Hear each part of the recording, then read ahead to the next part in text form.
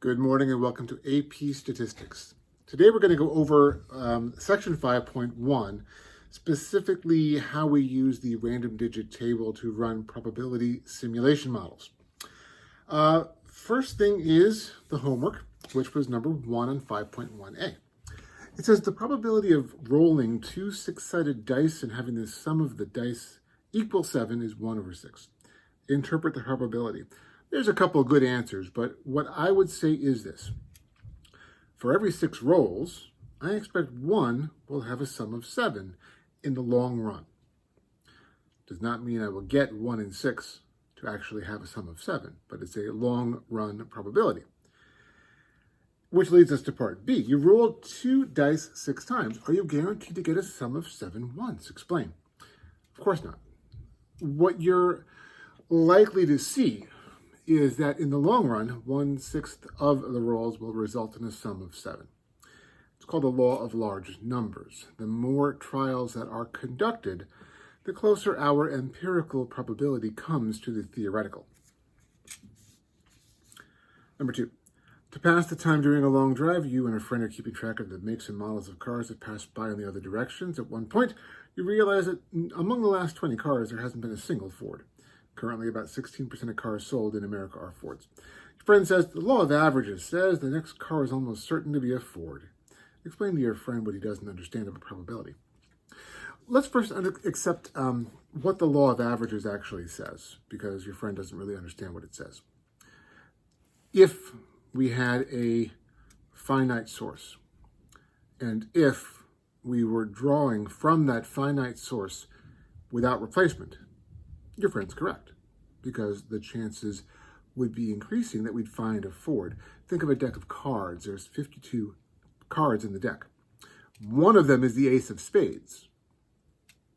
If I draw a card from a deck, the 1 in 52 is going to change. 1 in 51, 1 in 50, 1 in 49. Until I find that ace, the probability of it showing up is actually increasing. Because we have dependence between those trials. If I don't put the card back, then the probability of finding that card is actually changing every time. But that's not the case here. If 16% of cars in America are Fords, we still have a 16%, basically 1 in 6.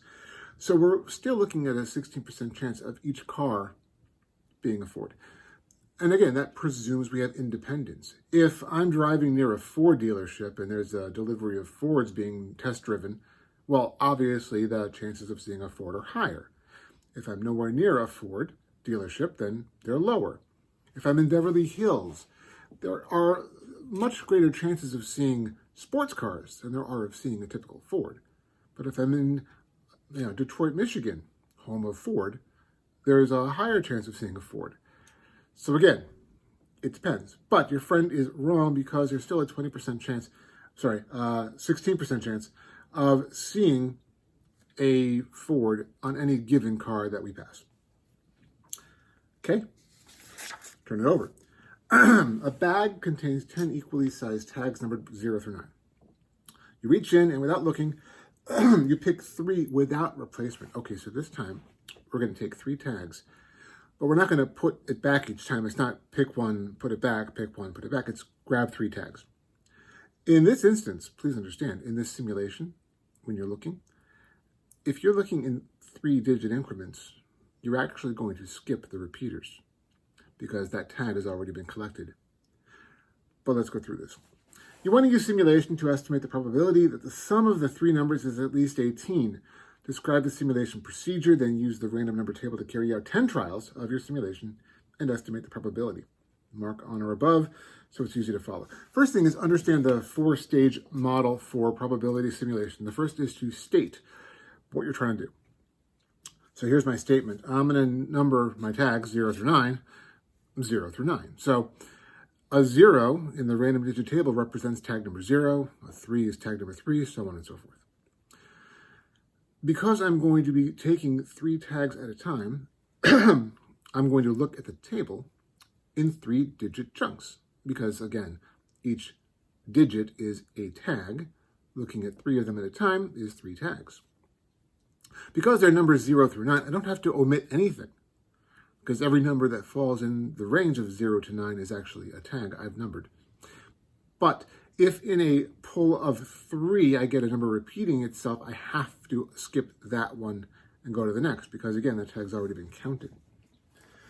Then I'm going to see in my run of 10 how many times I found a sum of at least 18.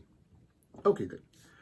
That's my statement and my plan. I'm going to do it now. So I'm going to look, starting at the first line given, 128. I'm going to look at 3 digits chunks. 1, 5, 6. All right, no repeaters. The sum is 12. 891. No repeaters. The sum is 18. That actually is a success for this trial.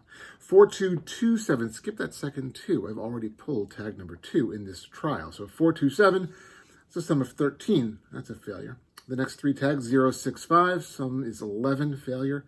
Next 3 tags, 651. Sum is 12. Failure. 437. Sum is 14. Failure. 413. The sum is 8. Failure. 352. The sum is 10. Failure. And 493. The sum is 16. Failure. The last run is 678. The sum is 21. Success. All right. So I ran my trial 10 times. There was only one value I had to skip because it recurred within the trial. I got 2 out of the 10 to give me a sum of at least 18. So empirically, in practice, I had about a 20% chance of finding those 3 tags to add to at least 18. It's going to vary depending on where you actually start your trials. If you started in the middle of line 130, you might get a different answer. You can get no successes, 1, 2, 3, 4, 5, who knows? It's random. Okay. Well, that was our 4-stage. Let me just restate the 4-step process. We state what we're going to do. We write down the plan of how we're going to do it. We do the experiment or the simulation as described, and then we conclude what we are likely to see. Okay. We're not going to move beyond 5.1 today, but what I'd like you to do is 5.1b, the worksheet that's attached to the classroom announcement, and submit that to me ASAP, but before tomorrow morning. Join me for the Google Meet if you have questions or concerns, or you want more help using the random digit table for simulations, and have a great day.